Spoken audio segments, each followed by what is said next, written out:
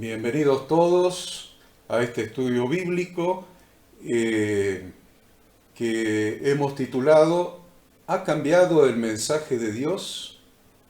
Ese es el título del estudio bíblico. ¿Ha cambiado el mensaje de Dios?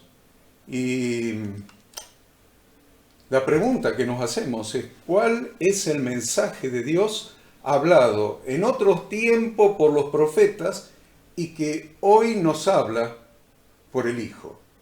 La lectura que vamos a usar para contestar esto es el Hebreos capítulo 1, versículos del 1 al 4. Hebreos 1, versículos del 1 al 4.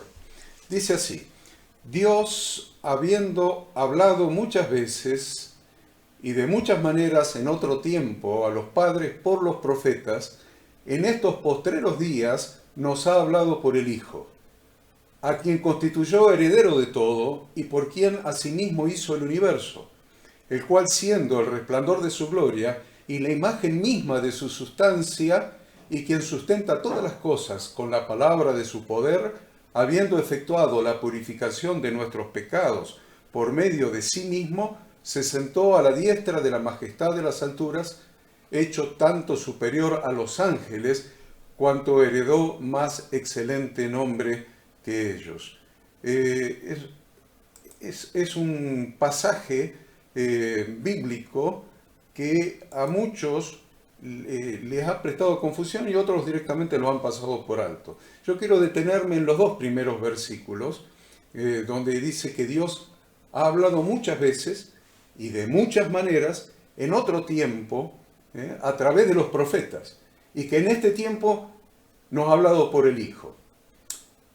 Entonces, a partir de estos dos primeros versículos, nos debemos preguntar si verdaderamente son las mismas palabras las que Dios ha hablado muchas veces y de muchas maneras por los profetas y que ahora nos ha hablado por Jesucristo. ¿Serán las mismas palabras? ¿Será el mismo mensaje? ¿Será el mismo mensaje el que transmitió a través de los profetas y el que finalmente transmitió y sigue transmitiendo hasta el día de hoy a través de su Hijo? ¿O Dios cambió y ahora a partir de Jesucristo está transmitiendo un mensaje diferente? Y si el mensaje es el mismo, la respuesta que debemos dar en esta reunión que estamos teniendo es ¿cuál es ese mensaje? Transmitido primeramente por los profetas y luego por el Hijo. No podemos responder con la sabiduría que implica el temor de Dios si no tenemos en cuenta que Dios es perfecto y santo y que todos sus atributos son perfecciones infinitas. Y que uno de los atributos de Dios es que Él no cambia. La Biblia le llama es inmutable, ese atributo de inmutabilidad, o sea, no cambia. Eso lo encontramos en la epístola de Santiago, en el Nuevo Testamento, donde dice que en Dios, de quien viene toda dádiva, de todo don perfecto, que Dios es el Padre de las luces, pero miren lo que dice, en el cual no hay mudanza ni sombra de variación. Eso lo encontramos en el Nuevo Testamento. Entonces, uno de los atributos de Dios es su inmutabilidad. Él no cambia. Si Él no cambia, entonces ya empezamos a encontrar las primeras respuestas a la pregunta que nos estamos haciendo. Porque para responder a la pregunta que nos formulamos en este estudio, lo primero que debemos hacer es respondernos cuál es el mensaje que Dios habló a través de sus profetas, y lo segundo es establecer claramente cuál es el mensaje que Dios habló a través del Hijo, teniendo en cuenta que ese mensaje que habló a través de los profetas y del Hijo es el mismo mensaje que continúa hablando hasta el día de hoy, porque Dios no cambia, no hay en Dios mudanza, no hay sombra de variación. Si habló un mensaje, si hizo un convenio con una congregación, es el mismo convenio, el mismo mensaje que transmite y que sigue transmitiendo hasta el día de hoy. Entonces, si vemos la historia bíblica de todos los portavoces, de todos los profetas que Dios utilizó para hablar a la humanidad toda, y en especial los profetas que utilizó para hablar a su pueblo, incluyendo en la lista, por supuesto, al profeta y sacerdote Juan el Bautista, vamos a notar que el tema siempre ha sido el mismo, siempre ha sido el mismo. Cada uno de los mensajes de los profetas de Dios se centraba en varios asuntos claves, pero siempre, presten atención a esto, siempre en torno a llevar a los miembros de la congregación de Dios a una vida de verdadero arrepentimiento bíblico y de verdadera fe bíblica. Le llamamos verdadero arrepentimiento bíblico al cambio de dirección de la vida de la persona, un cambio de dirección que hace que la nueva dirección sea el retorno al pacto de Dios, el retorno al Padre. Esa fue la voz de los profetas en todo el Antiguo Testamento. Y decimos, y de verdadera fe bíblica, que es vivir en lealtad al pacto de Dios. Entonces, si ustedes miran los 6 puntos que podemos mencionar del mensaje de los profetas de Dios, vamos a ver que el primer punto es el llamado al arrepentimiento. Los profetas instaban al pueblo a arrepentirse de sus pecados y volver a Dios, pero hay una manera sola de volver a Dios, es retornando a la obediencia de las condiciones de su pacto. La segunda cosa que hablaban los profetas era advertencia de juicio. Anunciaban las consecuencias de la desobediencia, las consecuencias de la idolatría, incluyendo entre esas consecuencias la destrucción y el exilio. La tercera cosa que hablaban los profetas, denuncia de injusticia social. Condenaban la corrupción, condenaban la opresión de los pobres y la injusticia en la sociedad. ¿Por qué? Porque el pacto de Dios contenía condiciones muy importantes acerca de la relación con el prójimo. Cuarta cosa, exhortación a la lealtad al pacto. Recordaban al pueblo su compromiso con el pacto de Dios y la importancia de seguir sus mandamientos. A esto se lo conoce como la verdadera fe bíblica. En quinto lugar, hablaban de visiones mesiánicas. Proclamaban la venida de un Mesías, un ungido de Dios que traería salvación y restauración. Este ungido de Dios renovaría el pacto de Dios con su congregación. Ustedes ya están relacionando todos con Jesús, ¿no? Y en sexto lugar, hablaban de esperanza futura. Ofrecían esperanza de redención y bendición futura para aquellos que permanecieran fieles al pacto de Dios. Si ustedes miran todo el mensaje que Dios transmitió a través de los profetas durante toda la historia narrada en el Antiguo Testamento y parte del Nuevo, porque está incluido Juan el Bautista, como profeta de Dios, siempre es volver a Dios, volver al pacto de Dios con su congregación y cumplir y vivir la vida, caminar la vida, cumpliendo nuestra parte del pacto. Entonces, es muy importante porque nosotros decimos, bueno, ¿qué pacto? El viejo pacto, el nuevo pacto, el pacto adámico, el pacto noágido, el pacto, ¿qué pacto? Bueno, hay un pacto que nosotros debemos entender a lo largo de todo este estudio y a lo largo de toda la Biblia, que Dios siempre quiso tener una esposa para su hijo. Por lo tanto, el pacto de Dios es un pacto de bodas, un pacto de bodas, y como tal tiene derechos y obligaciones por ambas partes. Es un pacto de bodas. Tengamos esto en cuenta en el resto del estudio para ir entendiendo cada parte.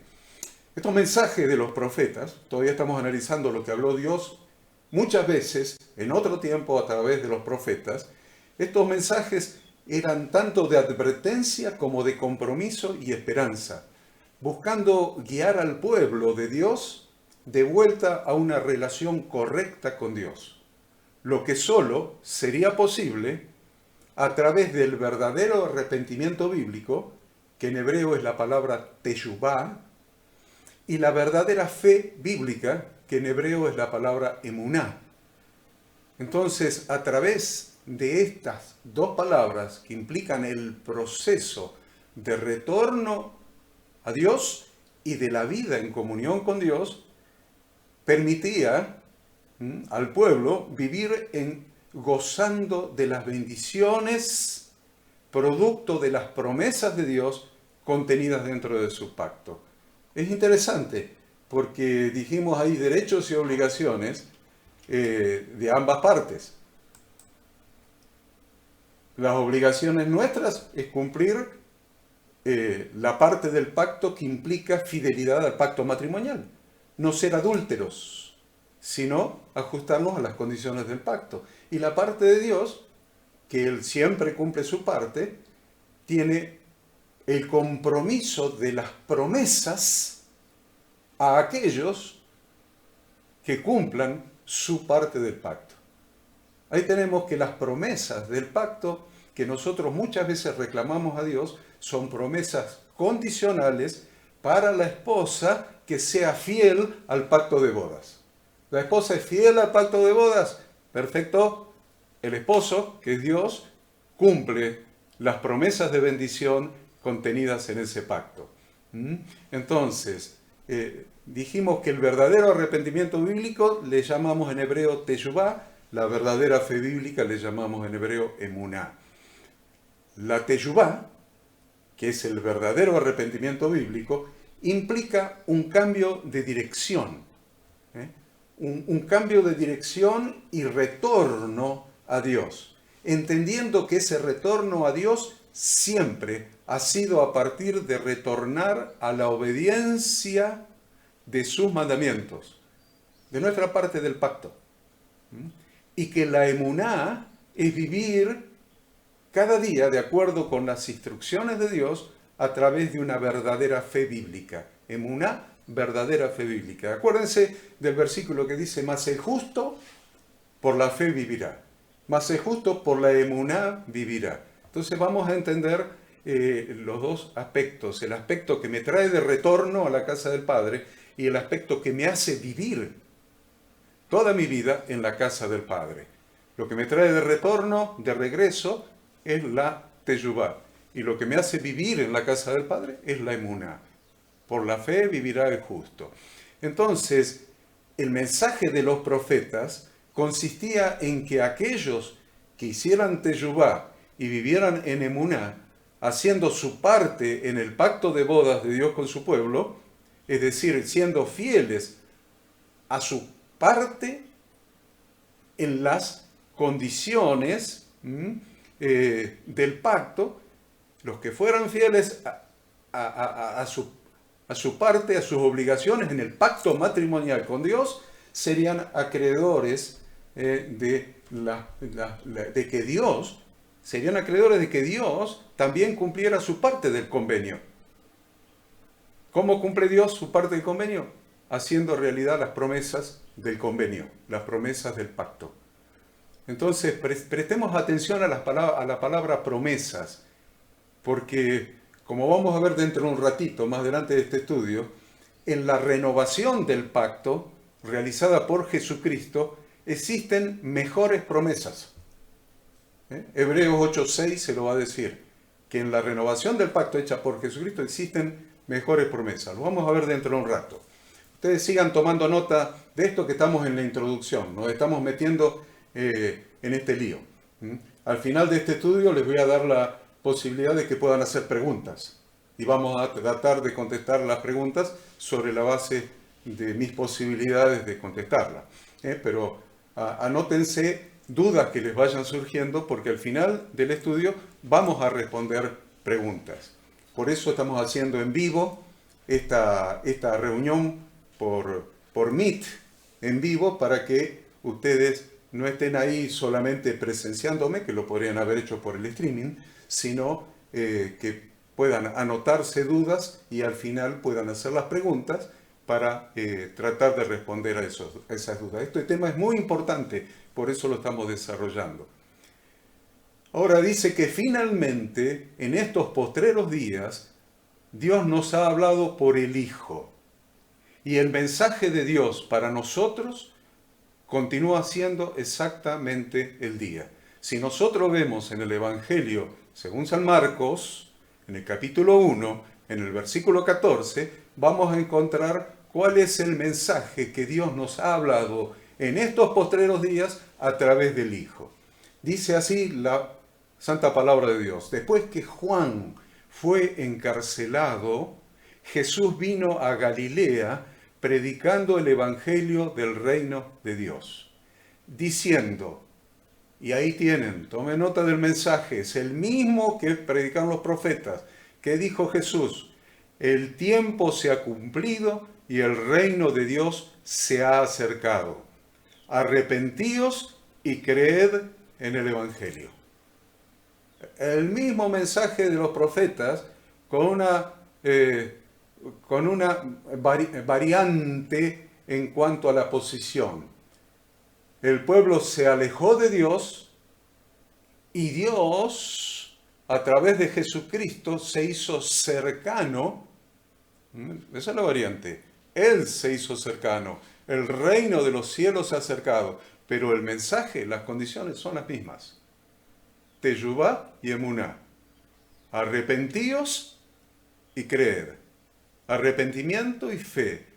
Verdadero arrepentimiento bíblico y una vida vivida en verdadera fe bíblica. Teshuvá y emuná.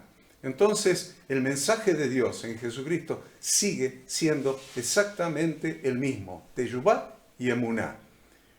El mensaje que predicó el Hijo es, en primer lugar, hacer teshuvá, es decir, experimentar el verdadero arrepentimiento bíblico, lo que implica un cambio de dirección y retorno a Dios a través de la obra redentora de Jesucristo en la cruz. Entendiendo que ese retorno a Dios siempre ha sido a partir de retornar a la obediencia de los mandamientos de su pacto. Si leemos en Oseas, capítulo 14, vamos a ver que dice: vuelve, oh Israel, a Yahweh tu Dios, porque por tu pecado has caído. Llevad con vosotros palabras de súplica y volved a Yahweh y decidle: quita toda iniquidad y acepta el bien y te ofreceremos la ofrenda de nuestros labios. Siempre el camino es volver. Vuelve, oh Israel, a Yahweh tu Dios. Siempre es teshuvá. Teshuvá es el retorno, es el cambio de dirección. Y lo segundo del mensaje de Jesús es la fe. Creed en el Evangelio, vivan por la emuná, que es vivir cada día de acuerdo con las instrucciones de Dios contenidas en su pacto a través de la verdadera fe bíblica.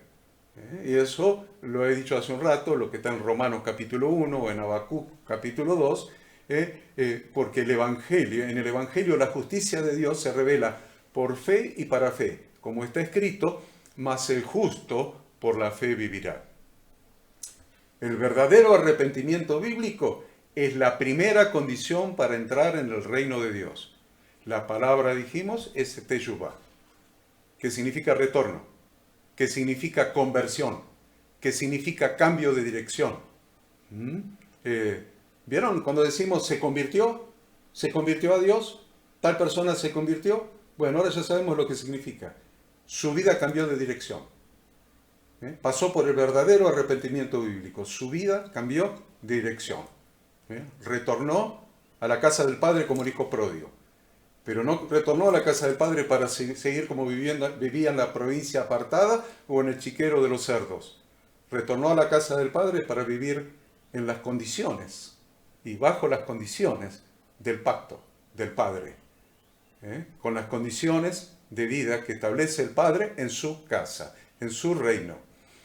Entonces, a esta altura de nuestro estudio queda perfectamente claro que el arrepentimiento bíblico es el proceso de retornar a Dios a través del único camino que es Jesucristo. No hay otro camino.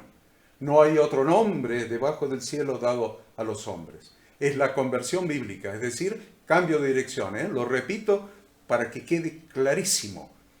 Es morir a nuestra vieja vida, lejos de Dios, y nacer a una nueva vida en Jesucristo. Por eso el apóstol Pablo a los Gálatas, en el capítulo 2, le dice: con Cristo estoy juntamente crucificado, y ya no vivo yo, mas vive Cristo en mí. Tiene un cambio de vida. Y lo que ahora vivo en la carne, lo vivo en la fe del Hijo de Dios, el cual me amó y se entregó a sí mismo por mí. No desecho la gracia de Dios, pues si por la ley fuese la justicia, entonces por demás murió Cristo. Entonces ahora vamos a analizar qué es lo que significa esto. Porque ¿dónde está el problema del pacto sinaítico, del pacto de boda con Dios? ¿En Dios o en el pueblo? ¿En Dios o en el ser humano? Vamos a ir ahora en unos minutos a analizar ese tema, porque si no, van a decir: no, pero usted lo que está hablando es la justicia por la ley. La justicia por la ley. No, estoy hablando de ley, estoy hablando de pacto. Un pacto, un contrato. ¿Vieron el contrato de alquiler, el contrato comercial? El contrato que ustedes quieran siempre tiene mínimo dos partes que tienen sus derechos y sus obligaciones. Entonces no estoy hablando de ley, estoy hablando de pacto. Estoy hablando del pacto de Dios, que tiene derechos y obligaciones de ambas partes. Y de nuestra parte es cumplir los mandamientos de Dios, cumplir sus instrucciones, ser fiel a nuestra parte del pacto. Entonces, el proceso de Teshuvá, que es el verdadero arrepentimiento bíblico, consiste en los siguientes pasos. El primer paso, y lo menciono nomás, no lo voy a explicar hoy porque esto me llevaría una hora explicarlo. El primer paso es: yo estoy arrepentido. Vamos a mirar al hijo pródigo, arrepentido, ahí en el chiquero de los cerdos. Lo primero que sintió: dolor y vergüenza. Segundo, cesación. Dejó de hacer lo que estaba haciendo. Se levantó y volvió al Padre. Cesación. Tercero, confesión. Cuando llegó al Padre. Cuarto, pedido de perdón. Quinto, restitución o reparación del daño. Él le dijo: voy a trabajar hasta el último día de mi vida como uno de tus jornaleros para devolverte el dinero que te malgasté. Tiene que haber un proceso, un deseo de restituir, de reparar el agravio, el daño. Y último, resolución o renovación del pacto, que es el compromiso que asumo de caminar en emuná, de caminar en la verdadera fe bíblica, en la parte del pacto que a mí me corresponde.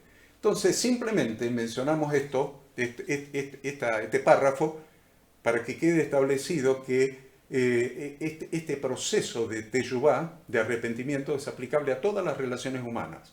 Cuando hemos afectado por alguna inconducta de nuestra parte a alguien, ya sea en el matrimonio, ya sea en la familia, ya sea en la amistad, ya sea en la hermandad, ya sea en una sociedad, siempre el proceso de arrepentimiento bíblico no es solamente me duele y me da vergüenza, hay un proceso que realizar.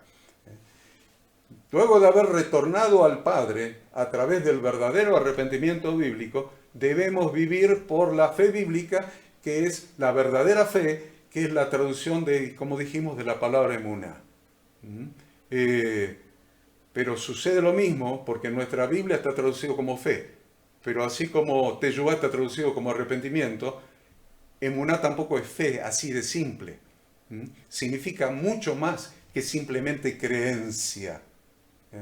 ¿Qué significa? Significa firmeza, significa seguridad, significa fidelidad, significa lealtad, significa veracidad, significa compromiso.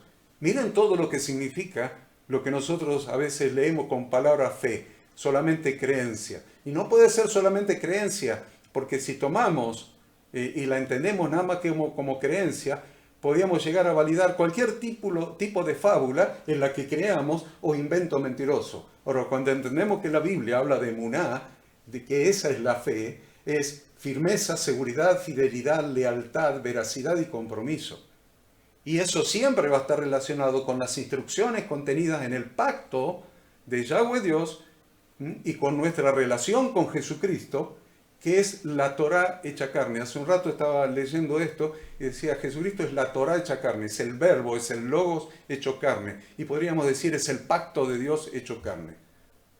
Por lo tanto, el pacto no está abolido, está hoy más vigente que nunca. Entonces podemos afirmar que la fuente de la verdadera fe bíblica se encuentra al escudriñar las Sagradas Escrituras, como dice Romanos 10. Así que la fe es por el oír y el oír por la palabra de Dios. La palabra de Dios genera emuná en nuestro corazón. Y para terminar la introducción, leímos que en el versículo 3, ahí de Hebreos capítulo 1, que refiriéndose al Hijo de Dios, por medio de quien el Padre nos ha hablado hasta el día de hoy, dice, el cual siendo el resplandor de su gloria, de la gloria de Dios, y la imagen misma de su sustancia, y quien sustenta todas las cosas con la palabra de su poder, habiendo efectuado la purificación de nuestros pecados por medio de sí mismo, se sentó a la diestra de la majestad en las alturas. Jesucristo refleja el ser de Dios. Es la exacta expresión de su propia naturaleza, la impronta de su sustancia. En definitiva, Yahshua el Mesías de Yahweh Dios es su palabra, su Torah hecha carne. Esa palabra con la que se creó el universo, está diciendo, que es la misma palabra con la que Dios hizo un pacto matrimonial, una ketubá con su congregación al pie del monte Sinaí, luego de sacarlos de la esclavitud de Egipto. Esto significa que aceptar a Jesucristo implica aceptar el pacto de Dios realizado en el monte Sinaí y renovado en su Hijo el Mesías. Eso es aceptar a Jesucristo. Si antes no lo habíamos entendido, a partir de hoy no tenemos excusa. La verdad es que ese pacto renovado por Jesucristo se trata del pacto de bodas de Dios con su congregación, que se consumará, miren cómo termina la Biblia, se consumará en las bodas del Cordero. ¿Cuándo? Luego de su segunda venida para establecer en la tierra su reinado milenial, que es el séptimo día del calendario de Dios. Bien, hagamos un paréntesis para respirar. Yo sé que ustedes no necesitan respirar, pero yo sí, así que vamos a hacer un paréntesis. Mire, puedo ver nada más que una sola pantalla y 14 más me dice que están conectados allí abajo, no los veo. Pero bueno, Horacito sabe cómo se hace, yo no. Pero sí sé cuál es el mensaje de Dios para este tiempo. Y eso es lo que le voy a transmitir. No voy a poder ver a los otros 14 que están ahí, pero sí puedo transmitirles un mensaje de Dios para este tiempo, para hoy. Este es un mensaje de Dios para hoy.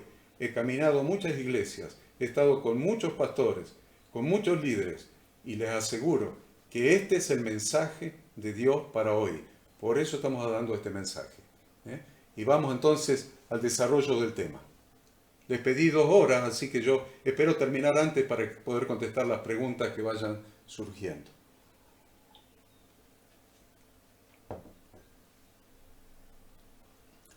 Hemos dicho que la palabra de Dios, esto es, las condiciones de su pacto, no puede cambiar porque Dios no cambia.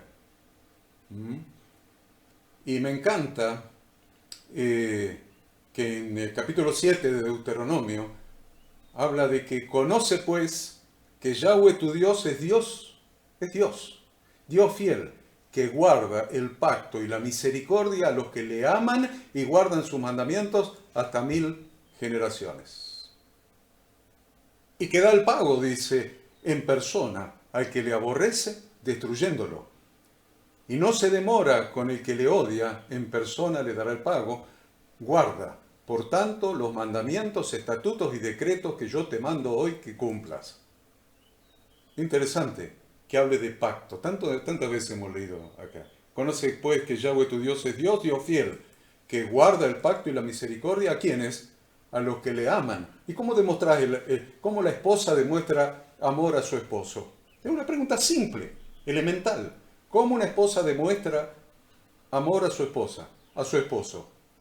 Siendo fieles al pacto de bodas. Por eso dice que guarda el pacto y la misericordia a los que le aman y guardan su parte del pacto, sus mandamientos, y es un pacto que dura 1000 generaciones. Supónganse que cada generación dure 80 años. Son 80.000 años. Miren, la humanidad no tiene 80.000 años. Todavía no cumplió 6.000. Sí, imagínense lo que son 80.000 años. Es para siempre. Entonces, a la luz de las Sagradas Escrituras, que han transmitido el mensaje de Dios de generación en generación, la Biblia es lo que transmite el mensaje de Dios. La Biblia completa, desde Génesis hasta Apocalipsis. No la Biblia del Nuevo Testamento. No, la Biblia completa. Porque el pacto de Dios, renovado en el Nuevo Testamento por Jesucristo y sellado con su sangre, fue establecido en el Antiguo Testamento. Entonces, a la luz de las Sagradas Escrituras, que han transmitido el mensaje de Dios de generación en generación, primero a través de los profetas, luego a través del Hijo, podemos entender que el Evangelio de Jesucristo es que el reino de los cielos se ha acercado para que podamos entrar en él a través del único camino de retorno a la casa del Padre, que es Yeshua el Mesías, Jesucristo. Y que en la casa del Padre no hay otra manera de vivir para permanecer en ella que no sea hacerlo de acuerdo con sus instrucciones, es decir, en el reino de Dios se obedecen las condiciones de su pacto. Esto es interesante, que después cuando esto esté grabado y probablemente subido la grabación en las redes y todo eso, ustedes este párrafo lo puedan leer, escuchar, mejor dicho, 3 o 4 veces. 3 o 4 veces. Algo pasó en la historia del cristianismo. Algo pasó. Algo pasó que desvió el mensaje transmitido por Dios a través de los profetas, incluyendo a Juan el Bautista, y que nos habla hoy a través de Jesucristo. Algo sucedió que se cambió ese mensaje. Entonces, mirando y estudiando la historia de la iglesia cristiana, miren, hay cualquier cantidad de libros de historia de la iglesia cristiana. Estudiando esos libros, vamos a verificar y vamos a comprobar que por causa del escaso entendimiento de las Sagradas Escrituras, siempre es por lo mismo, el escaso entendimiento de las Sagradas Escrituras en su totalidad, desde Génesis hasta Apocalipsis, reitero, y por el desconocimiento de que toda la Biblia es un pacto de bodas, una ketubá, un pacto de bodas entre Dios a través del Hijo y la esposa, que es la congregación de los redimidos, y que como todo pacto nupcial establece los derechos y obligaciones de ambas partes del matrimonio, el Imperio Romano, sin tener esta luz revelada por el Espíritu Santo y manejándose con otros esquemas de valores, el Imperio Romano, con sus concilios, con sus teólogos, con sus filósofos griegos, acuérdense, creó una nueva religión a la que llamó cristianismo católico.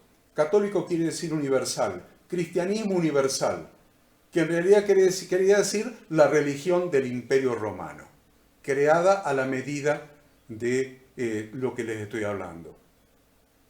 Es evidente que esos políticos, esos teólogos, esos filósofos griegos convertidos al cristianismo, por supuesto, tal vez sin mala intención, se envanecieron en sus razonamientos y su necio corazón fue entenebrecido, profesando ser sabios, se hicieron necios, como dice Romanos capítulo 1. No fueron capaces de discernir por el Espíritu Santo aquello que la epístola a los Efesios llama de la siguiente manera. Presten atención a esto, cómo llama la epístola a los Efesios, y vamos a dilucidarlo ahora. La epístola a los Efesios llama así, miren, el misterio escondido desde los siglos en Dios. El misterio escondido desde los siglos en Dios. Y también la epístola a los Efesios llama el propósito eterno que Dios hizo en Cristo Jesús. Eso está en el capítulo 3 de Efesios.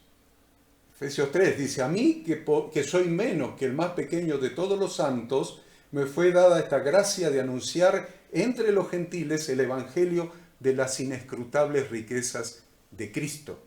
Y de aclarar, no lo tuvieron claro cuando inventaron la religión universal. Acá dice, y de aclarar a todos cuál sea la dispensación de ¿qué? Del misterio escondido desde los siglos en Dios, que creó todas las cosas para que la multiforme sabiduría de Dios sea ahora dada a conocer por medio de la Iglesia a los principados y potestades en los lugares celestiales, conforme, y escuche, conforme al propósito eterno que hizo en Cristo Jesús nuestro Señor, el propósito eterno, que hizo en Cristo Jesús nuestro Señor, en quien tenemos seguridad y acceso con confianza por medio de la emuná en Él, de la fe en Él. Entonces, pobre Imperio Romano, en su ignorancia, creó la religión cristiana universal. Universal quiere decir para todo el imperio. Católico quiere decir para todo el Imperio Romano. Ese es el origen del nombre. Que con diferentes matices, con diferentes reformas y contrarreformas de por medio, subsiste hasta el día de hoy bajo la forma de diferentes organizaciones a las que llamamos denominaciones cristianas. Miles de organizaciones, miles. Cada una con sus propias revelaciones parciales. Entonces se hace muy evidente que las diferentes reformas cristianas que fueron surgiendo a lo largo de los siglos mantuvieron la sustancia de la religión romana. Esto es, no retornaron a través de Jesucristo al pacto que había hecho Dios, el Dios inmutable, con su congregación a través de la expresión de su palabra. No retornaron al pacto de bodas. Por eso Isaías, el profeta Isaías en el capítulo 8, dice, a la ley y al testimonio. ¿Cuál es el testimonio? El testimonio es el testimonio de Jesucristo. Entonces, a la Torá, a nuestra parte del pacto, a las instrucciones de Dios, del Dios del pacto, a la ley y al testimonio, al pacto y a Jesucristo, a la ley y al testimonio. Si no dijeren conforme a esto, es porque no les ha amanecido. Eso lo leemos en Isaías capítulo 8. Por la gracia de Dios, miren, esto es muy interesante, porque cuando estudiamos la historia de la iglesia cristiana en los libros, tantos libros que hay un escritor latino que escribió 3 tomos muy interesantes, vamos a ver que hubo tiempos oscuros de la fe. Tiempos oscuros, parecería que no hubiera fe dentro del cristianismo. Sin embargo, detectamos que en todos los tiempos y en todas las denominaciones cristianas, repito, en todos los tiempos y en todas las denominaciones cristianas ha habido un remanente de redimidos por la sangre de Jesucristo derramada en la cruz, que han sido fieles al pacto de Dios. Por supuesto, aún muchas veces han sido fieles al pacto de Dios, a las condiciones, a los mandamientos, muchas veces sin estar conscientes de ello. Ya que muchos lo han hecho a lo largo de los siglos como fruto natural de una verdadera conversión y de una vida vivida por la verdadera fe bíblica, llenos del Espíritu Santo. Entonces han vivido de acuerdo al pacto de Dios, aún sin tener la conciencia literal o teológica de haberlo hecho, o escritural, pero lo han hecho. Siempre ha habido un remanente de verdaderos convertidos. Se trata de un remanente tanto de Israel como de la iglesia cristiana. Es un remanente. No todo Israel, no toda la iglesia cristiana, un remanente. Y si ustedes miran Apocalipsis capítulo 12, nos habla del dragón. Dice, y cuando vio el dragón que había sido arrojado a la tierra, persiguió a la mujer que había dado a luz al hijo varón. Presta atención, persiguió el dragón a la mujer que había dado a luz al hijo varón. Y ahí tienen clarito. ¿Quién es la mujer? ¿Eh? Que dio a luz al hijo varón. Judá, el hijo varón, Jesucristo. Bien, entonces, ¿qué más dice? Y se le dieron a la mujer las dos alas de la gran águila para que volase de delante de la serpiente al desierto, a su lugar donde es sustentada por un tiempo y tiempos y la mitad de un tiempo. Los famosos 3 años y medio de la gran tribulación. Y la serpiente arrojó de su boca tras la mujer agua como un río para que fuese arrastrada por el río. Siempre el río, las muchas aguas, la metáfora del río o de las muchas aguas en la Biblia es confusión. Es confusión. Entonces le arrojó agua como un río para que fuese arrastrada por el río. Pero la tierra ayudó a la mujer, pues la tierra abrió su boca y tragó el río que el dragón había echado de su boca. Entonces el dragón se llenó de ira contra la mujer y se fue a hacer guerra ¿contra quién? Contra nosotros, hermanos, contra el remanente, contra el resto de la descendencia de ella. ¿Quiénes somos el resto de la descendencia de ella? Los que guardan los mandamientos de Dios y tienen el testimonio de Jesucristo. Este es el remanente. El resto de la descendencia, el resto significa el remanente, el resto, el remanente. ¿Quiénes somos el remanente para este tiempo? Por esto es un mensaje para este tiempo. ¿Quiénes somos? Los que guardan los mandamientos de Dios y tienen el testimonio de Jesucristo. Eso está en Apocalipsis 12:17. ¿Quiénes somos? Los que guardamos nuestra parte del pacto de bodas con Dios y tenemos el testimonio de Jesucristo. Entonces, hemos entendido en esta lectura que la mujer que dio a luz al hijo varón representa la casa de Judá y que el resto de la descendencia de ella son los que han sido injertados a través de la casa de Israel, la casa de Efraín, los que guardan la Torá de Dios, es decir, que obedecen las condiciones del pacto de bodas y tienen el testimonio de Jesucristo.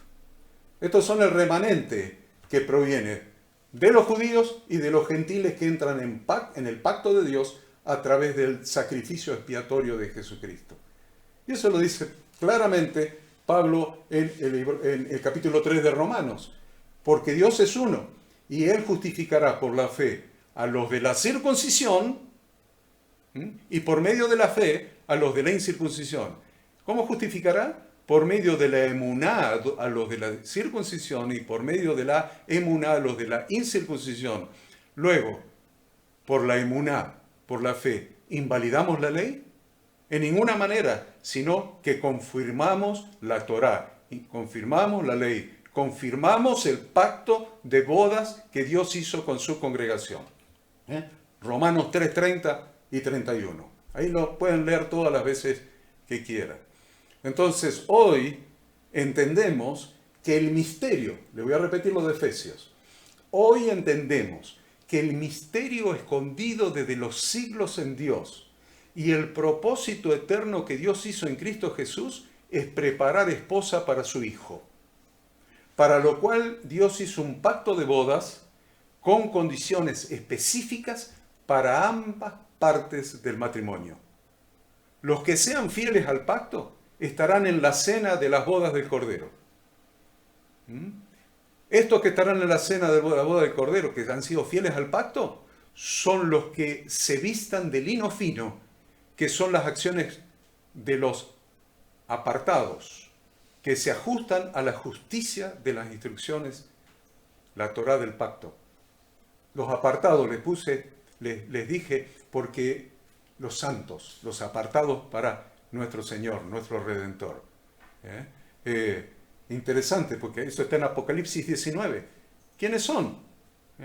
Oí como la voz de una gran multitud, como el estruendo de muchas aguas y como la voz de grandes truenos que decía, aleluya, porque el Señor nuestro Dios Todopoderoso reina.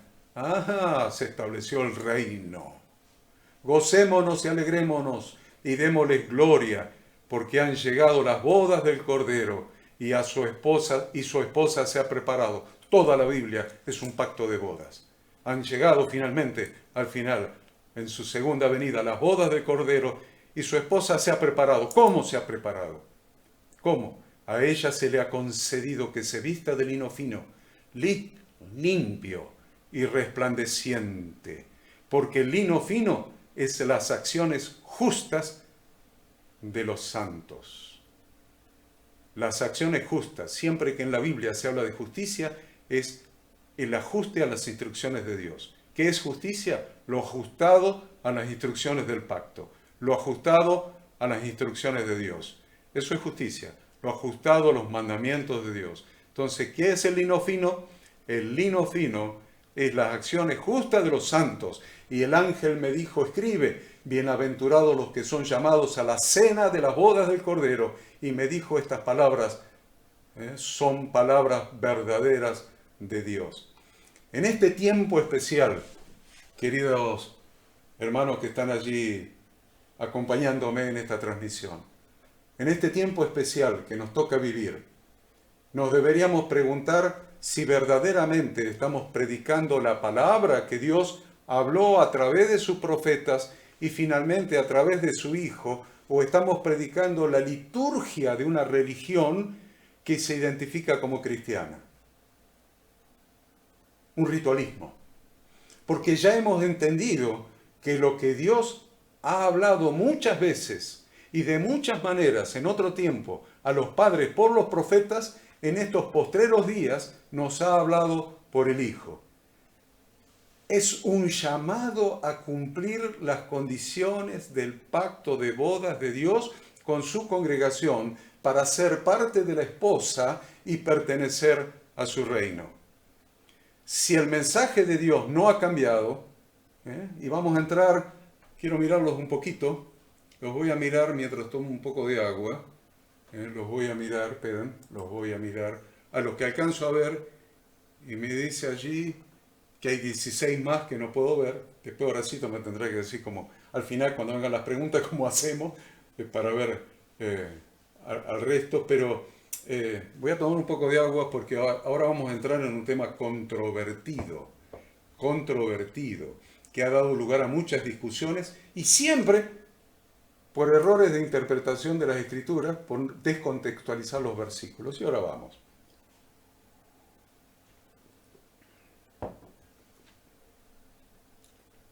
Vamos a los problemas.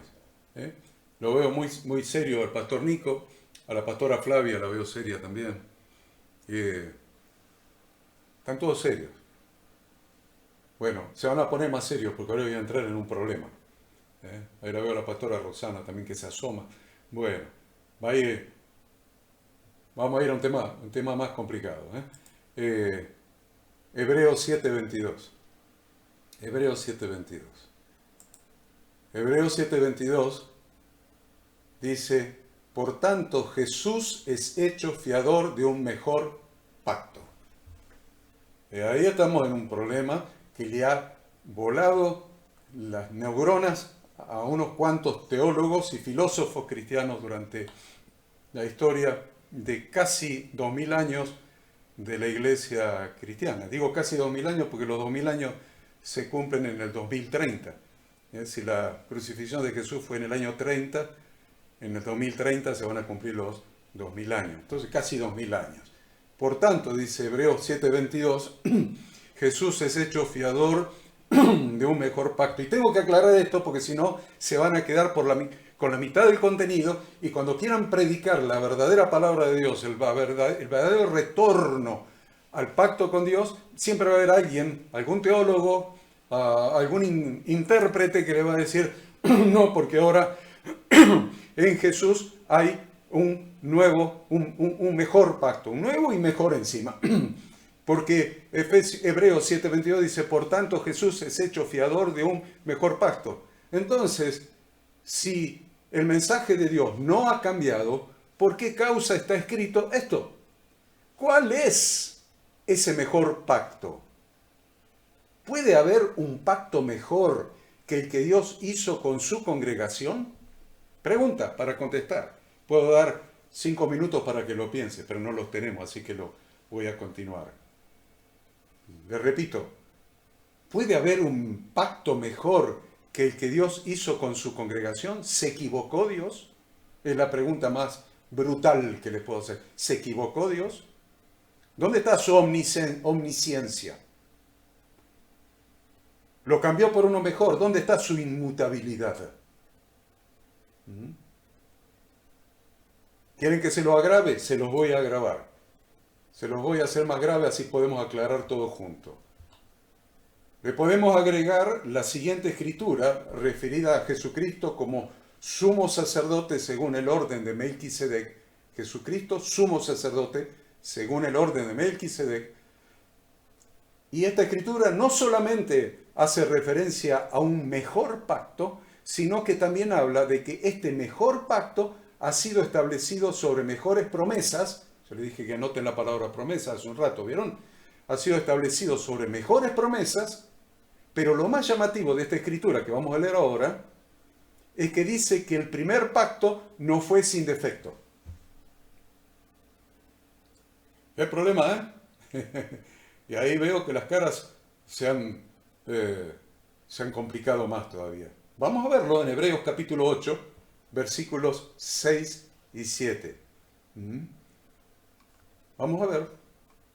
Dice, pero ahora tanto mejor ministerio es el suyo. Está hablando de Jesucristo como sumo sacerdote según el orden de Melquisedec. Ahora tanto mejor ministerio es el suyo, cuanto es mediador, y ahí está lo primero que les mencioné recién, mediador de un mejor pacto. Ahí tienen el primer problema. Establecido sobre, y ahí tienen el segundo problema, establecido sobre mejores promesas. Estoy subrayando, por eso me detengo. Me interesa tenerlo subrayado.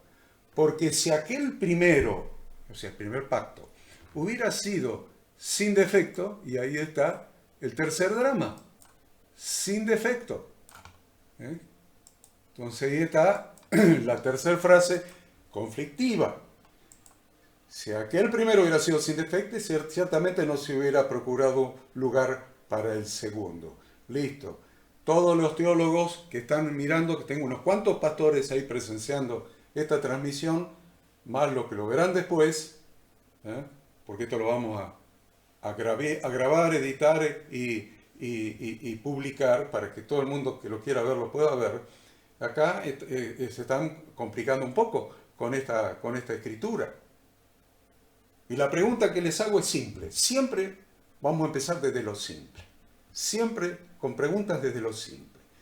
¿Podemos tomarnos el atrevimiento de siquiera pensar que algo hecho por Dios tiene defecto y que hay que mejorarlo? Lo repito, voy a repetir la pregunta. Estoy mirando a los que puedo ver ahí. ¿Podemos tomarnos el atrevimiento de siquiera pensar que algo hecho por Dios tiene defecto y hay que mejorarlo? Entonces vamos a analizar, vamos a aplicar exégesis, hermenéutica, interpretación correcta a la luz de toda la Escritura y del pacto de bodas con Dios, porque de eso se trata. Porque si perdemos de vista el pacto de bodas con Dios y vamos a empezar a tomar y tratar de interpretar textos fuera de contexto, vamos a tener una ensalada en la cabeza y una ensalada espiritual. Entonces, vamos a analizar el problema planteado en el párrafo precedente, en este que les acabo de mencionar, en estos versículos, pero a la luz de lo que ya sabemos hasta ahora. Dios hizo un pacto de bodas con su congregación. El propósito eterno, el misterio escondido de los tiempos, es la búsqueda de Dios de esposa para su hijo. Y esa esposa tiene que ser fiel. Tiene que estar vestida de lino fino, limpio, resplandeciente, que son las acciones justas de los santos. Hay un pacto con condiciones, derechos y obligaciones para ambas partes. A la luz de esta revelación, vamos a analizar esto de Hebreos. Sabemos que todo pacto, lo voy a repetir, le voy a dar los sinónimos, todo pacto, todo contrato, todo acuerdo, todo convenio, toda alianza, todos sinónimos son esos. Tiene dos partes y que el convenio establece los derechos y obligaciones de cada parte. Entonces, en nuestro análisis, una parte es Dios y la otra parte es su congregación. Los derechos y obligaciones son, primero, por parte de la congregación, ser fiel al compromiso de fidelidad matrimonial mediante el cumplimiento de cada una de sus condiciones. Por eso la idolatría en la Biblia es considerada adulterio. La idolatría disuelve el pacto de bodas. Es meter en la cama a alguien que no es el esposo. Es adorar un ídolo que ocupa el lugar del esposo. Entonces la idolatría disuelve el pacto de bodas. Es lo que dijo Jesús cuando le preguntaron sobre el divorcio. Dijo, a no ser por causa de fornicación. ¿Por qué? Porque el adulterio disuelve el pacto de bodas. No es que Jesús autorizó el divorcio. Jesús dijo, el que adulteró, el que se acostó con otra persona que no es su pareja, ya disolvió el pacto de bodas porque se hizo una carne con el otro. Eso es la idolatría.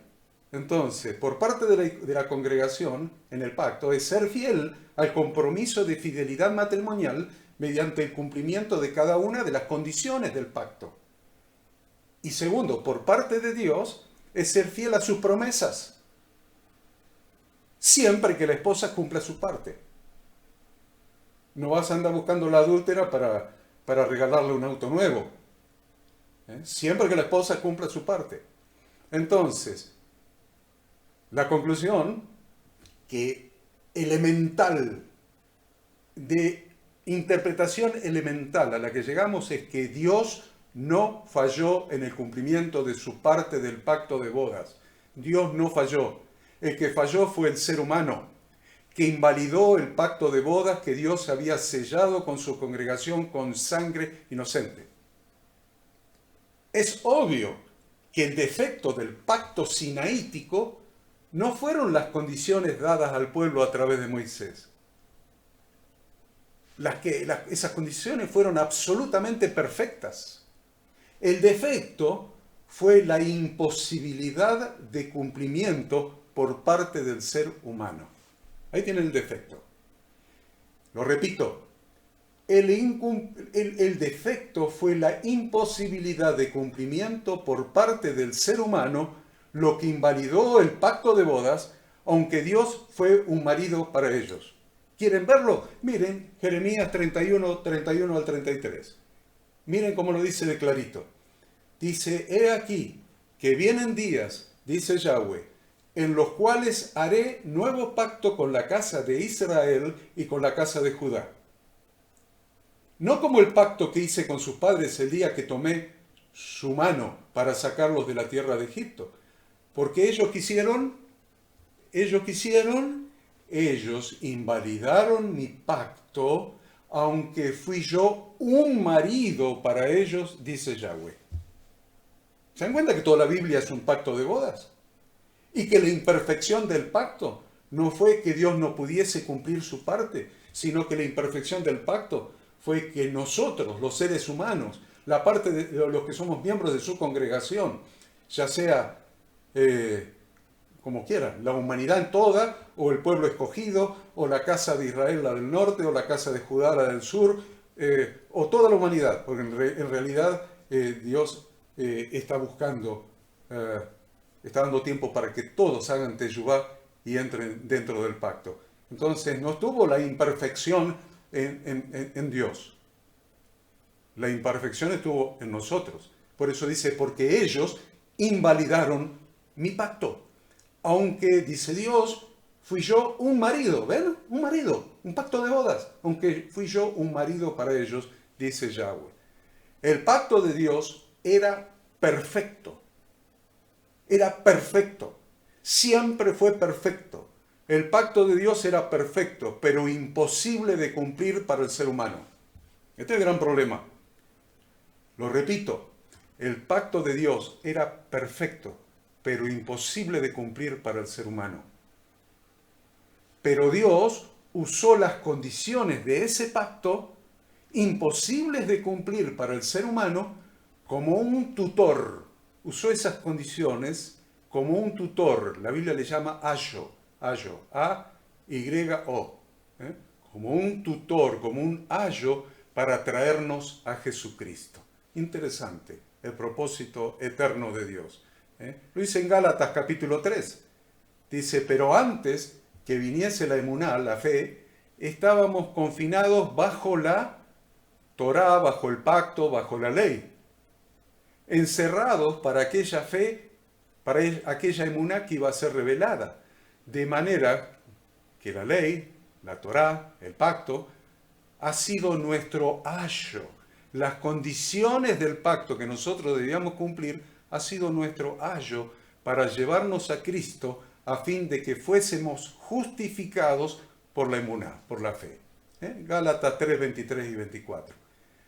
Dios tenía previsto que el pacto perfecto fuese consumado en Jesucristo a través de la emuná, a quien constituyó heredero de todas las cosas, como hemos leído en la lectura inicial de este estudio. E inclusive Dios establece las mejores promesas de la renovación del pacto matrimonial en Jesucristo, tal como lo expresa la escritura de Hebreos 8:6 que leímos, mejores promesas. Por tanto, y esto sí es para que le presten suma atención porque vamos a definir el pacto, la renovación del pacto de bodas de Dios en Jesucristo. La renovación del pacto de bodas de Dios en Jesucristo y por qué es un mejor pacto. ¿Por qué es un mejor pacto? A ver, es un mejor pacto no porque hemos modificado al esposo, no porque Dios haya mutado, es porque Dios hace algo con nosotros, porque Dios hace algo con nosotros, lo cual hace que este sea un mejor pacto. ¿Qué es lo que hace? En primer lugar, Dios da su ley en la mente y la escribe en el corazón de quienes retornen al Padre a través del camino que es Jesucristo. Dios da su ley en la mente y la escribe en el corazón. ¿De quiénes? De aquellos que retornan al Padre a través del único camino, la única verdad, la única vida que es Jesucristo, mediante el proceso de Teshuvá. ¿Y cómo lo hace? Para dar la ley, las condiciones del pacto que nosotros debemos cumplir, la da a través de llenarnos con su Santo Espíritu. Dios promete dar su pacto matrimonial, su ketubá, en la mente y escribirla en el corazón de quienes pertenecen a su pueblo. Esto es, a la casa de Israel y a la casa de Judá. Así dice ahí en Jeremías 31, del 31 al 33, aunque el versículo 33 menciona solamente la casa de Israel, ya no menciona la de Judá. Entonces entendemos que la casa de Judá son aquellos que han conservado la Torá de Yahweh Dios, y la casa de Israel fueron las 10 tribus del norte que se gentilizaron, se desparramaron por el mundo, se hicieron gentiles y nunca regresaron a la tierra prometida. También se la llama en la Biblia la casa de Efraín. Pero es una bendición que se hayan hecho gentiles, porque a través, si en algún lado hemos sido injertados en el buen olivo, es a través de la casa de Efraín que se hicieron gentiles. Entonces a través de ellos nosotros hemos sido injertados en el buen olivo, a través de la redención realizada por Cristo Jesús en la cruz. Interesante porque lo leímos recién en Jeremías, ¿no? 31 al 33. En el 33 hemos leído, pero este es el pacto que haré con la casa de Israel en aquellos días. Ahí estamos nosotros. En aquellos días, dice Yahweh, daré mi ley en su mente y la escribiré en su corazón, y yo seré ellos por Dios y ellos me serán por pueblo. Ahora, ¿cómo lo hace Dios? ¿Cómo lo hace Dios? Vamos a Ezequiel. Berito anota, pero Berito estuvo presente cuando yo expliqué estos versículos. Anoche debe haber sido en una clase. Ezequiel capítulo 11, versículos 19 y 20, dice, y les daré un corazón y un espíritu nuevo pondré dentro de ellos. ¿Voy otra vez? Y les daré y les daré un corazón, y un espíritu nuevo pondré dentro de ellos. Y quitaré el corazón de piedra del medio de su carne, y les daré un corazón de carne. ¿Para qué? Para que anden en mis ordenanzas, y guarden mis decretos y los cumplan, y me sean por pueblo, y yo sea ellos por Dios. ¿De qué está hablando? Está hablando de una obra, de un espíritu que Él pondría en nosotros. El Espíritu Santo, mediante el cual Él ¿qué haría? Cambiaría nuestro corazón y nos daría un corazón nuevo, daría las condiciones de su pacto en nuestra mente, la escribiría en nuestro corazón. ¿Para qué? Para que anden, dice el versículo 20, en mis ordenanzas y guarden mis decretos y los cumplan, y me sean por pueblo, y yo sea ellos por Dios. Y si quedaba alguna duda, vamos a Ezequiel 36, 26. Ezequiel 36, 26 y 27. Donde Dios dice, os daré corazón nuevo, y pondré espíritu nuevo dentro de vosotros. Y quitaré de vuestra carne el corazón de piedra, y os daré un corazón de carne. Y pondré dentro de vosotros mi espíritu, y ahí es bien específico, mi espíritu, el Espíritu Santo. Y haré que andéis en mis estatutos y guardéis mis preceptos y los pongáis por obra. ¿Por qué es un mejor pacto? ¿Por qué? La gran duda sería que si antes de conocerlo, esta es la gran duda, si antes de conocerlo no pudimos guardar los mandamientos de Dios, ¿cómo es que ahora lo podamos hacer? ¿Cómo es que ahora lo podremos hacer? Esto es porque ahora Dios mismo nos asiste a través de habernos dado su propio Espíritu en cumplimiento de su promesa. Ahí tienen el Espíritu Santo de la promesa del Padre. Nos dio su propio Espíritu. Entonces, leamos la promesa de Dios y entendamos cuál es la principal obra del Espíritu Santo en el creyente. Entonces, entenderemos la imperiosa necesidad de ser llenos del Espíritu Santo. Porque ahí vamos a entender Efesios capítulo 5, donde se nos dice, mirad pues con diligencia cómo andéis, no como necios, sino como sabios, aprovechando bien el tiempo, porque los días son malos.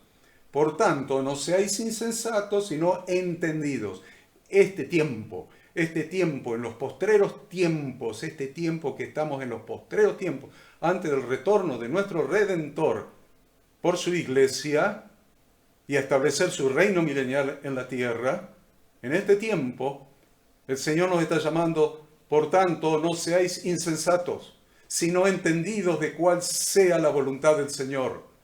No os embriaguéis con vino, en lo cual hay disolución. Disolución quiere decir confusión, embotamiento del cerebro. Entonces, no os embriaguéis con vino, en lo cual hay confusión. Antes bien, sed llenos del Espíritu, hablando entre vosotros con salmos, himnos, cánticos espirituales, cantando y alabando al Señor en vuestros corazones, dando siempre gracias a Dios en el nombre de Jesucristo. Es el tiempo donde debemos ser llenos del Espíritu Santo, porque esa es la garantía del mejor pacto, donde corrige la parte defectuosa del pacto que éramos nosotros. Nosotros éramos la parte defectuosa del pacto. Y Él corrige con esta renovación en un mejor pacto, porque ahora Él pone de su Espíritu Santo en nosotros, Dios mismo habitando en nosotros por el Espíritu Santo, por su Espíritu, dando nuestras condiciones, nuestra parte del pacto en nuestra mente y escribiéndola en nuestro corazón para que ahora, con la asistencia de su Espíritu, sí podamos vivir en santidad y cumplir nuestro pacto de fidelidad, nuestra emuná con nuestro Redentor, con el Esposo, con Jesucristo. La segunda cuestión por la cual la renovación del pacto de boda de Dios en Jesucristo es un mejor pacto, la segunda cosa es porque el sumo sacerdote de la renovación del pacto, que tiene mejores promesas, como lo hemos visto en el punto anterior, es Jesucristo mismo. Y por eso es un mejor pacto. Porque el sumo sacerdote es Jesucristo.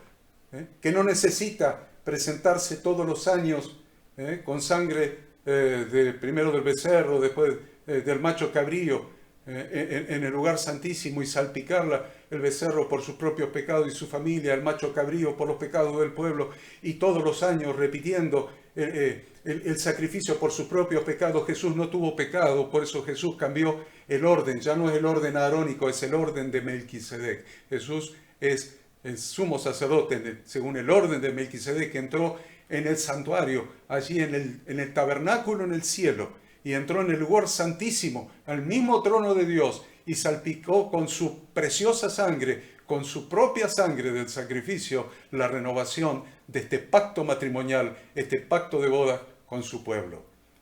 Lo voy a leer, porque ya estoy terminando, así que preparen las preguntas. Ya estoy terminando, pero voy a leer esto para que les quede claro. Hebreos 7, del 23 al 28. Hebreos 7, del 23 al 28. Entonces ahora se están dando cuenta, ¿por qué este es un mejor pacto? Con mejores promesas. Porque está la promesa de ser lleno del Espíritu Santo. La promesa de que Dios mismo habita en nosotros. Que Él mismo, con su Santo Espíritu, nos habilite para estar vestidos de lino fino, limpio, resplandeciente, que son las acciones justas de los santos.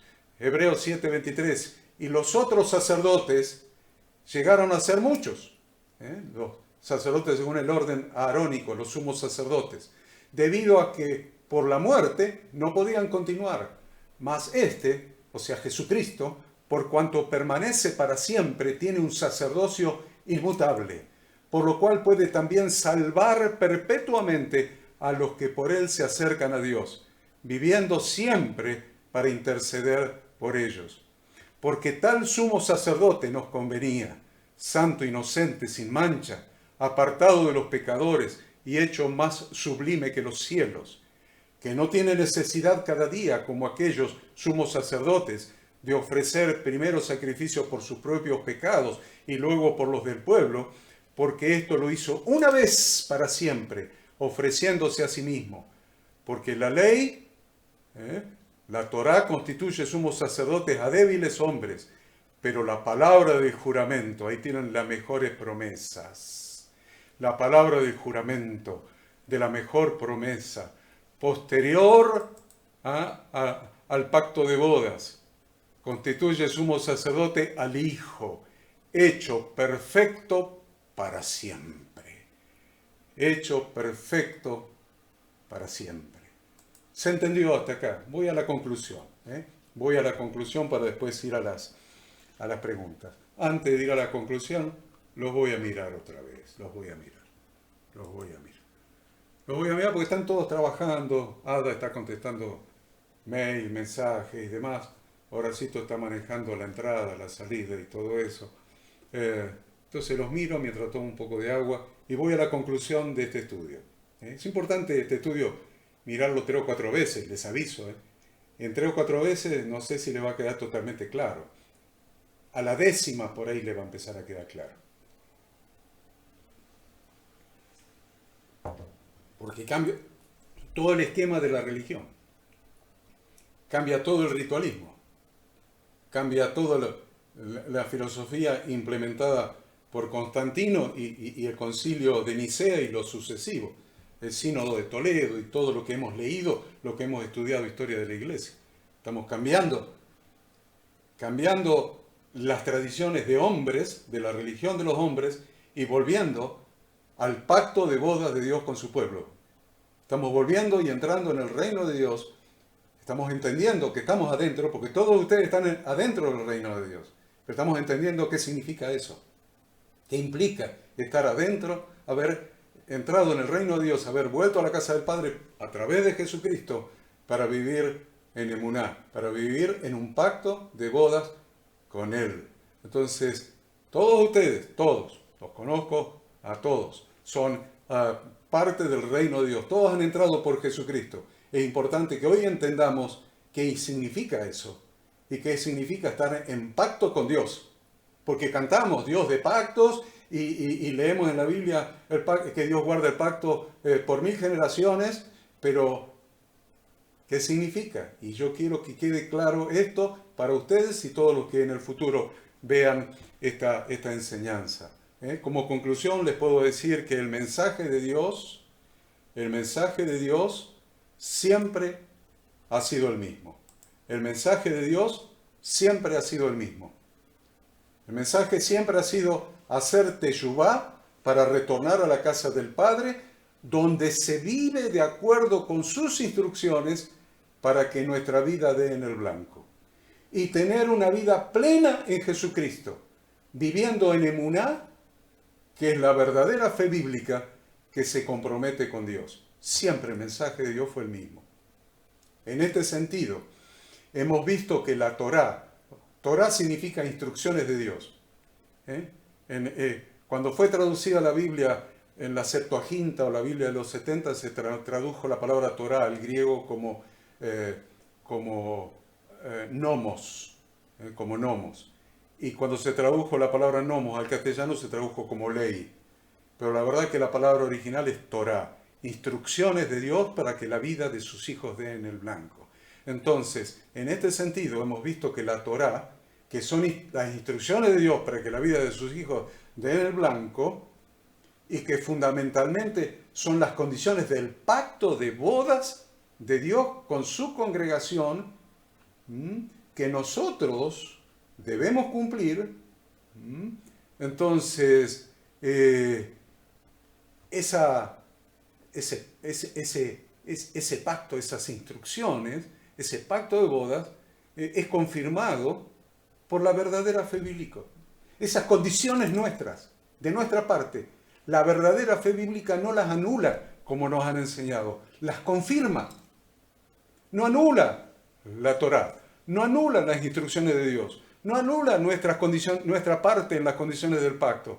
La verdad, vivir en emuná, vivir en la verdadera fe bíblica comprometida con nuestro Redentor, con el esposo de la iglesia, no anula las condiciones del pacto por nuestra parte, sino que las confirma. A ver, Romanos 3:30. Romanos 3:30. Porque Dios es uno, y Él justificará por la fe a los de la circuncisión, lo hemos leído recién a esto, y por medio de la fe a los de la incircuncisión. Versículo 31, les agrego esto. Luego, por la fe, ¿invalidamos la Torá? ¿Invalidamos las instrucciones de Dios? Y responde el mismo apóstol, en ninguna manera, sino que confirmamos la Torá, confirmamos nuestra parte del pacto, confirmamos las instrucciones de Dios. Romanos 3:30 y 31. Entonces, sin temor a equivocarnos, podemos decir primero,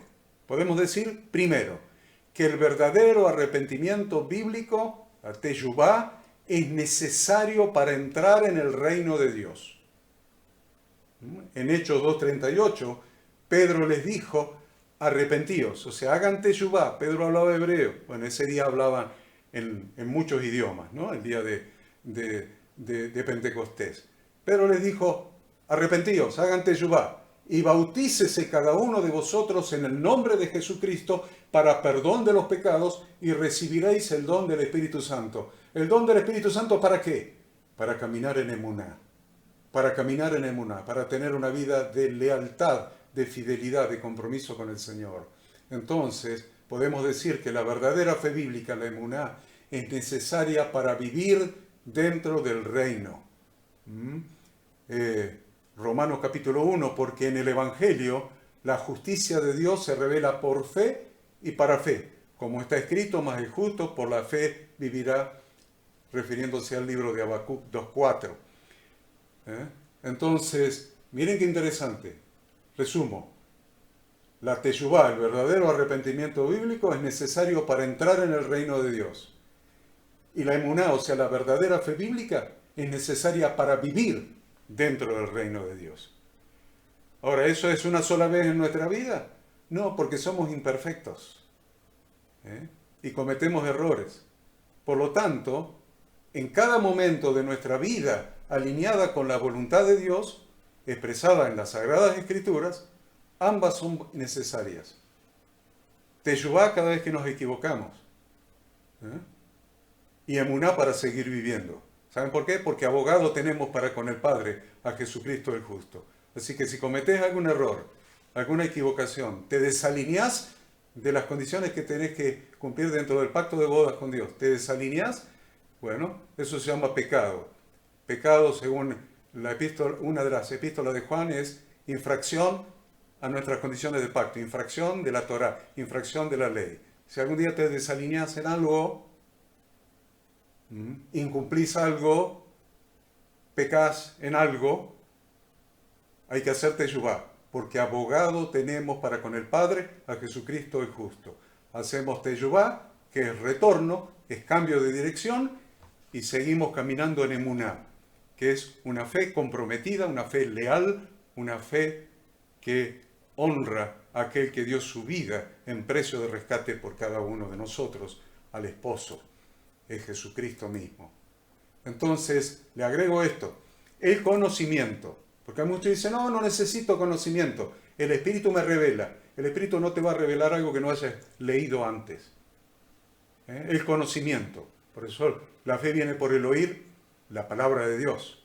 Oír la palabra de Dios, estudiar la palabra de Dios, leerla, leerla para que entre por nuestra mente, baje a nuestro corazón, y que el Espíritu Santo lo haga carne en nuestra vida, en nuestro corazón, en nuestro espíritu. Por eso el conocimiento es el primer paso, es el primer paso. Luego ese saber se va transformando en verdadera fe bíblica. La fe viene por el oír de la palabra de Dios. Entonces debemos comenzar por conocer el camino de retorno al Padre, que es la teshuvá.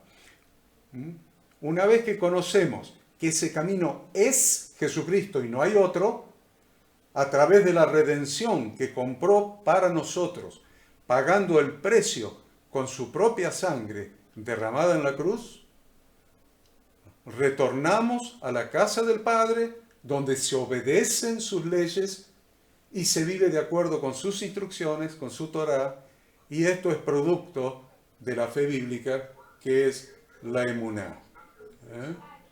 Ahí veo que un micrófono está abierto, ahí está. Bien. Evangelio. Evangelio significa buenas nuevas, buenas noticias, buenas nuevas, buenas noticias. Y la realidad de que Dios te quiere dar verdadera paz y verdadera alegría es una muy buena noticia. Que Jesús murió en la cruz para pagar el precio de tus pecados también es una muy buena noticia. Que el reino de los cielos se ha acercado a nosotros para que podamos entrar en él a través del verdadero arrepentimiento bíblico, teshuvá, para vivir en verdadera fe bíblica, emuná, es la síntesis del Evangelio, la síntesis de la buena noticia. Que ahora somos parte del pacto de bodas del Señor con su congregación, que esa boda se consumará en las bodas del Cordero y que viviremos con Él para siempre. Es una noticia que debe llenar de gozo y gratitud nuestro corazón. Esto es muy importante, pero es muy importante tener en cuenta esto. Somos salvos por gracia, siempre es por gracia, el favor no merecido de Dios, sin obras para que nadie se gloríe, solamente por fe. Somos salvos por gracia, pero obedecemos por emuná, verdadera fe bíblica. Porque el libre albedrío, y con esto termino, el libre albedrío del ser humano tiene validez solamente en el mundo. Pero cuando la persona entra en el reino de Dios, ya no hay libre albedrío, sino obediencia a sus instrucciones, a las condiciones que Él estableció para nosotros, para estar en pacto con Él y estar con Él en las bodas del Cordero. Dios los bendiga, Dios los guarde. Evidentemente esto lo estoy grabando y lo vamos a editar y lo vamos a subir, y los que después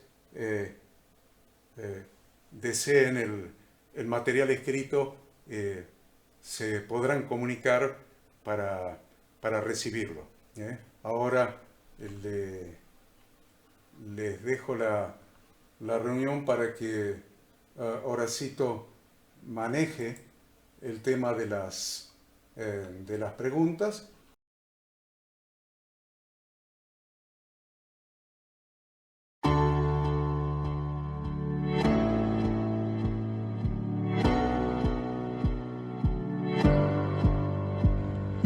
Queremos que tú también conozcas esta herramienta que durante los últimos 18 años ha sido útil para las iglesias de todo el mundo de habla hispana, capacitando cientos de siervos de Dios.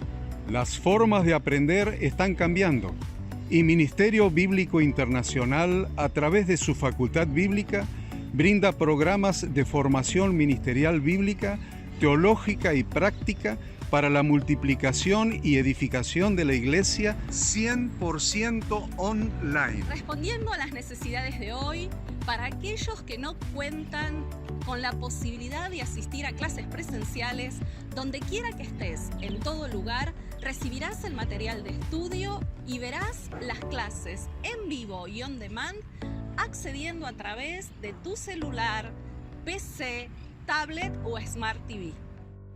Recibe tu capacitación en las siguientes carreras: diplomado en teología para maestros de grupos de evangelismo y discipulado, licenciatura en teología pastoral, diplomado en teología y práctica ministerial para pastores, líderes y servidores. Súmate a los pastores que han organizado un grupo de estudio tutorial a distancia en la congregación con estudiantes locales y de las otras iglesias de la zona.